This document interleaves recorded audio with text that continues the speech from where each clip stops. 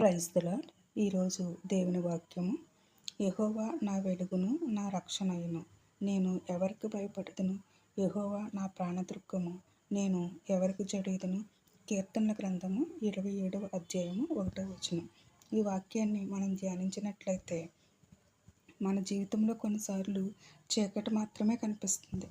అప్పుడు అనారోగ్యం, కుటుంబ సమస్యలు, భవిష్యత్తుపై భయం, మనుషుల మాటలు ఇవన్నీ కూడా మన ధైర్యాన్ని తగ్గిస్తాయి. కానీ ఈ వాక్యంలో దావీదు తన పరిస్థితులను చూసి మాట్లాడట్లేదు. ఆయన తన దేవుని వైపు చూసి మాట్లాడుతున్నాడు. యెహోవా నా వెలుగు అని చెప్పి, చీకట్లో దారి చూపేది దేవుడే అని చెప్పి దావీదు ఇక్కడ విశ్వసిస్తున్నాడు.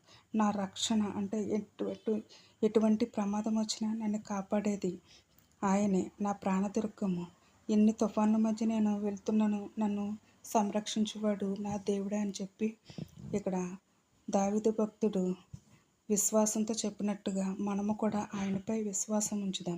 ఈరోజు మీ జీవితంలో ఏ పరిస్థితులు ఎలా ఉన్నా దేవుడు ఇంకా మనతోనే ఉన్నాడు. మనము ఒంటరిగా లేము. ఆలస్యమైన దేవుని సమాధానం ఎప్పుడు సరైన సమయానికే వస్తుంది. కాబట్టి దేవుని యందు నిరీక్షణ కలిగి ఓపికతో కనిపెడతాం. అట్టి కృప దేవుడు మనకు దయచేయాలని చెప్పి చిన్న ప్రార్థన చేద్దాం.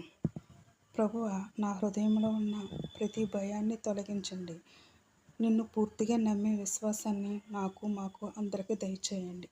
మా జీవితంలో నీ వెలుగును ప్రకాశింపచేయమని యేసు నామములో అడిగి వేడుకొని పొంది ఉన్నాము మా పరమ తండ్రి. ఆమేన్.